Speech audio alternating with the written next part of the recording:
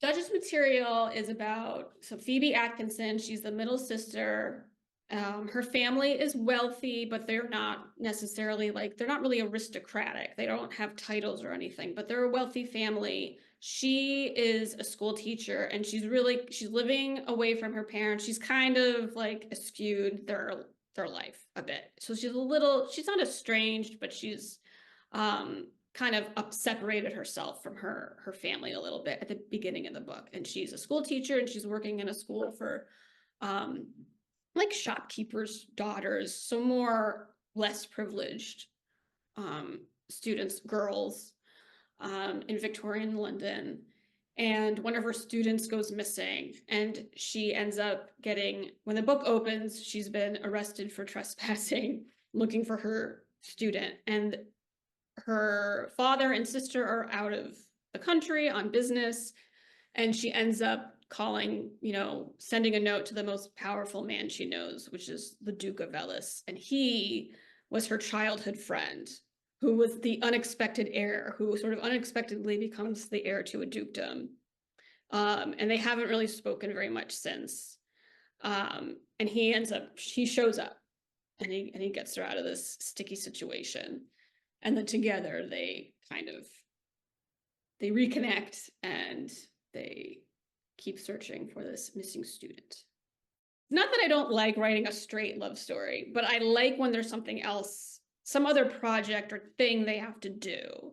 And a mystery, it kind of injects like a sense of danger. It kind of heightens the stakes that I think is fun to read about, fun to write.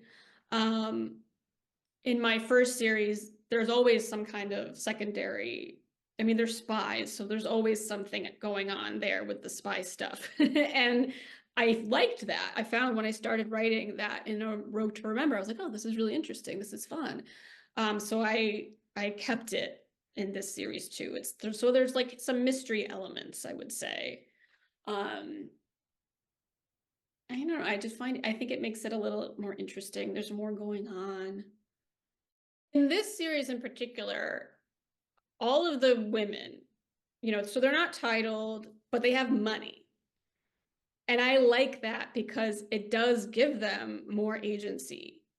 And um it does. In the Hellion and the Hero, that's sort of what happens to the heroine before the book opens. She had to marry this guy that she did not want to marry to save her family. And the book is about he's died and then she's reconnecting with her first love. But it's hard. It's upsetting. Like I couldn't really write about her marriage in great depth because I'm sure it wasn't nice. It wasn't a good thing. And when you're doing this research, you really do see how, um, yeah, what it was like where you really didn't have a lot of options. And partly, so in this new book, Duchess material, Phoebe, she's a school teacher. So I was reading a lot about women in this period in the 1890s because at that point, that's when a lot of women, especially if you were like middle class or something, they could work if they were educated, or they could work in a shop or they could, be a school teacher, or, and that was considered, so they weren't marrying as often because they didn't have to. Because and that was there's like it was like a social scam. It was like a problem. People were like, what are you going to do with all these unmarried women? And and the women were like, well, this is better for me. But it was considered like a societal problem, and there were jokes about it, and there was like cartoons, and it was definitely seen as, women were taking more agency and having more of a say in their lives.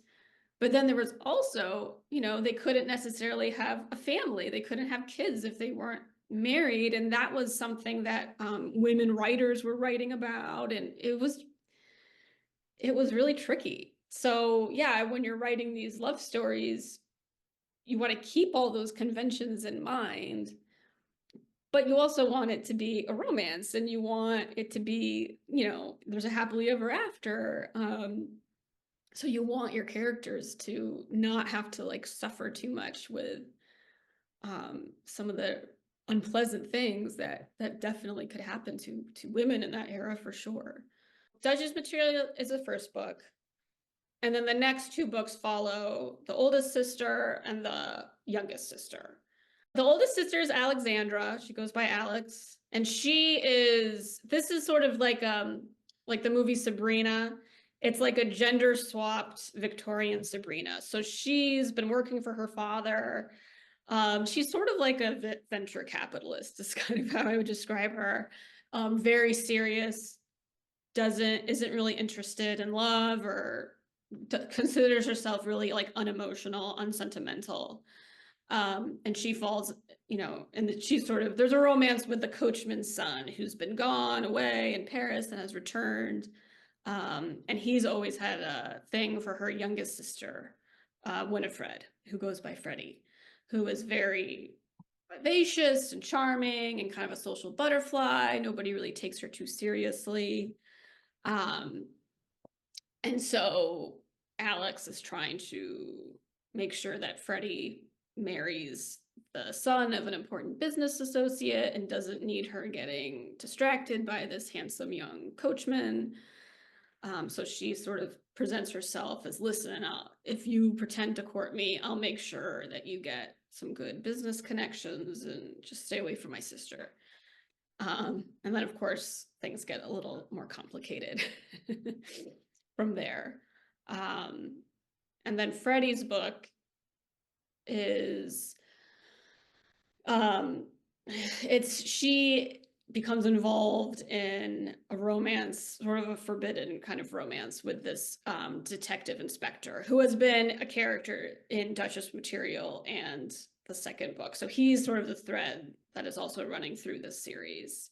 And this is very much like he's, working class. He's, come from nothing and worked really hard to get where he is. And she's this very wealthy, spoiled daughter who spends most of her time in balls, but she's also trying to prove that she has more substance, and she wants to try to find something more to do with her life than just sort of being married off. So they keep running into each other in unsavory places, and then a romance ensues.